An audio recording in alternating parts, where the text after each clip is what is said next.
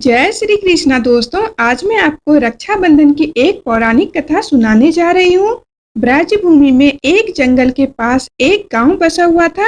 उस जंगल के किनारे एक टूटी फूटी झोपड़ी थी।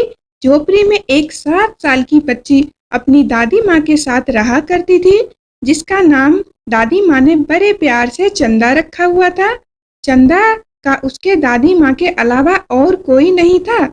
उस बूढ़ी दादी माँ के पास भी कमाई का कोई साधन नहीं था। वह जंगल जाती और लकड़ियाँ बीनकर उन्हें बेचती और जो भी उनसे पैसा मिलता उसी से वह अपना गुजारा चलाती।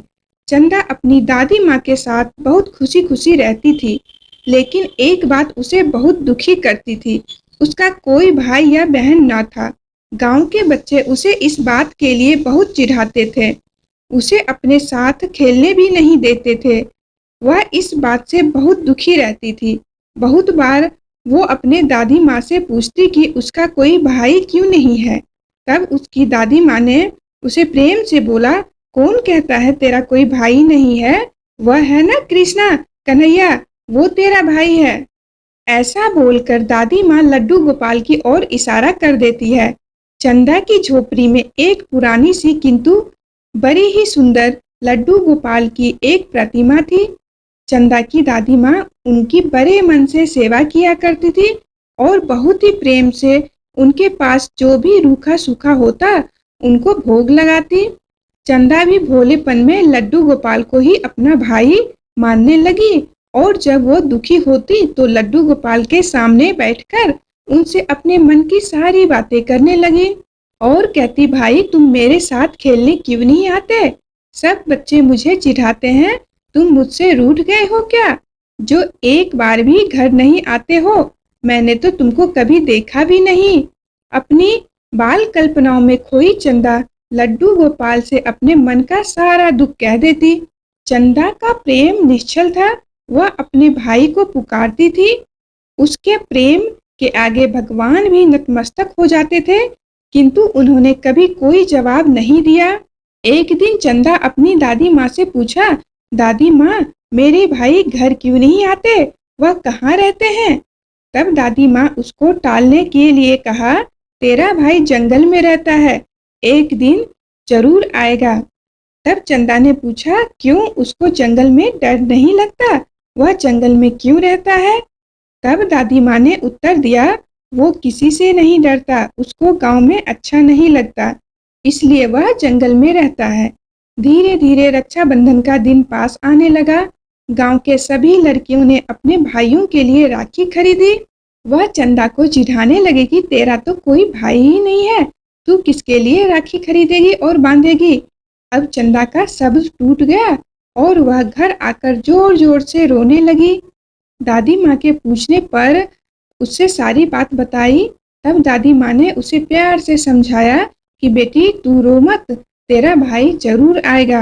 लेकिन चंदा का रोना नहीं रुका और वह लड्डू गोपाल की प्रतिमा के पास जाकर उनसे लिपटकर रोने लगी और बोली, भाई तुम क्यों नहीं आते? सब भाई अपने बहन से राखी बंधवाते हैं। उधर गोविंद भी चंदा की चेष्टाओं के साक्षी बन रहे थे। रोते रोते चंदा को याद आया कि उसका भाई जंगल में रहता है। बस फिर क्या था, दादी माँ को बिना बताए नंगे पांव ही दौड़ पड़ी और उसने मन में ठान लिया था कि आज वह अपने भाई को लेकर ही आएगी। जंगल की कांटों भरी राह पर मासूम दौड़ी चली जा रही थी। श्री कृष्ण जी उसके साक्षी बन रहे थे। तभी श्री कृष्ण जी पीड़ा से करा उठे और उनके पांव से भी रक्त बह निकला। आखिर हो भी क्यों ना, श्री हरि का कोई भक्त पीड़ा में हो और भगवान को पीड़ा ना हो, ऐसा कैसे संभव है? जंगल में नन्ही चंदा के पांव में कांटा लगा तो भगवान पीड़ा से कराह उठे।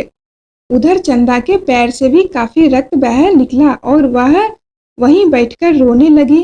तभी भगवान ने अपने पांव में उसी स्थान पर हाथ फेरा जहां कांटा लगा था। पलक झपकते ही चंदा के पांव से रक्त बहना बंद हो गया और दर्द भी नहीं हो रहा था और वह जंगल की ओर फिर से दौड़ पड़ी।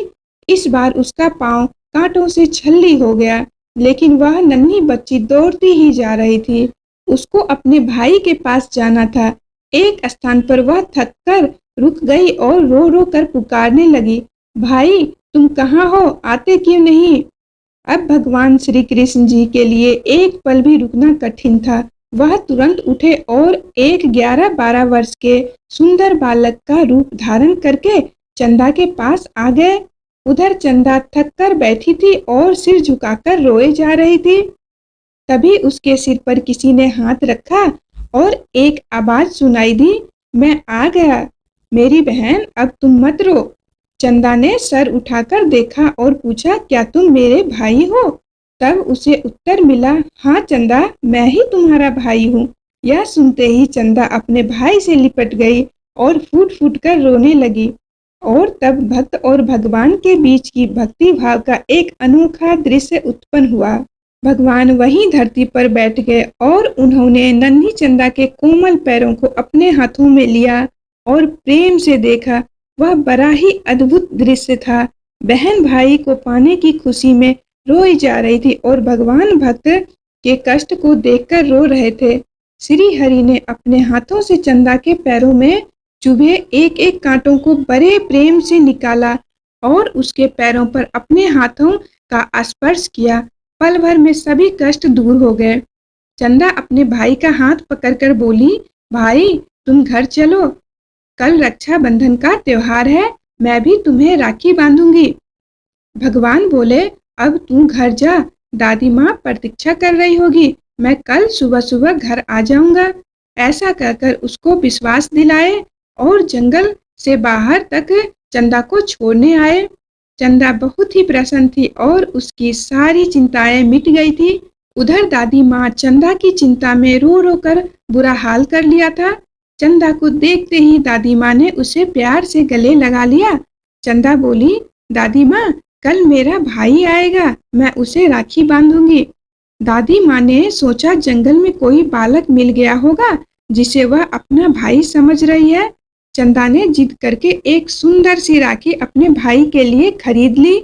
अगले दिन सुबह नहा धोकर अपने भाई की प्रतीक्षा के लिए द्वार पर बैठ गई। उसको ज्यादा इंतजार नहीं करना पड़ा। थोड़ी देर में वह बालक सामने से आता हुआ दिखाई दिया। उसको देखते ही चंदा प्रसन्नता से चीख उठी, दादी माँ, भाई आ गया। और वह दौड़कर अपने भाई के पास पहुंच गई।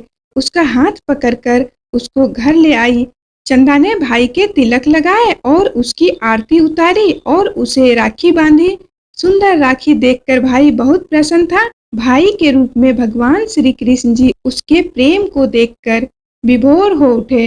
अब बारी उनकी थी। भाई ने अपने साथ लाए हुए झोले को खोला तो उसमें से खुशियों का अंबार था। सुंदर कपड़े, मिठाई, खिलौने और बहुत कुछ। चंदा को मानो पंख लग गए। उसकी प्रसन्नता का तो कोई ठिकाना न था। कुछ समय साथ रहने के बाद बालक बोला, अब हमें जंगल वापस जाना है। चंदा उदास हो गए। तब भाई बोला, तू उदास मत हो, आज से मैं रोज तुमसे मिलने आऊंगा। उधर दादी माँ हैरान थी, यह बालक कौन है? भाई के जाने के बाद जब चंदा घर में वापस लौटी तो एकदम ठिठक सी गई। उसकी बांधी हुई राखी लड्डू गोपाल जी की प्रतिमा पर बंधी थी। उनके हाथों पर भी वही राखी बंधी थी जो उसने अपने भाई को बांधी थी। उसने यह देखकर दादी माँ को बुलाया। दादी माँ भी आश्चर्यचकित रह गई राखी देखकर।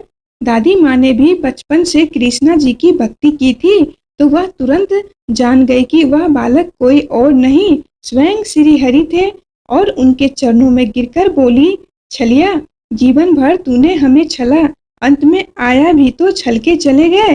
दादी माँ चंदा से बोली, अरे वह बालक कोई और नहीं, तेरा यही भाई था। यह सुनकर चंदा भगवान जी की प्रतिमा से लिपटकर रोने लगी। चंदा बोली, भाई तुम यही हो तो सामने क्यों नहीं आते? दादी और पोती का निर्मल प्रेम ऐसा था कि भगवान फिर से प्रकट हो गए और बोले, मैं ही तुम्हारा भाई हूँ। तुमने मुझको पुकारा तो मुझे आना पड़ा और मैं कैसे नहीं आता। जो लोग ढोंग दिखावा पाखंड रचते हैं मैं उनसे दूर रहता हूँ, किंतु जब कोई सच्चा भक्त प्रेम से पुकारता है तो मुझे आना ही पड़ता है। भगवान और भक्त की प्रेम लीला चल रही थी। दादी माँ और चंदा भगवान में लीन हो चुके थे और उसके बाद चंदा और दादी माँ को गांव में किसी ने नहीं देखा। कोई नहीं जान पाया कि आखिर दादी पोती कहाँ चले गए। प्रभु की लीला प्रभु ही जाने। दोस्तों, यदि आपको ये धार्मिक कहानी पसंद आई तो प्लीज वीडियो को लाइक करके एक प्यारा सा कमेंट भी जरूर लिख दें। धन्यवाद।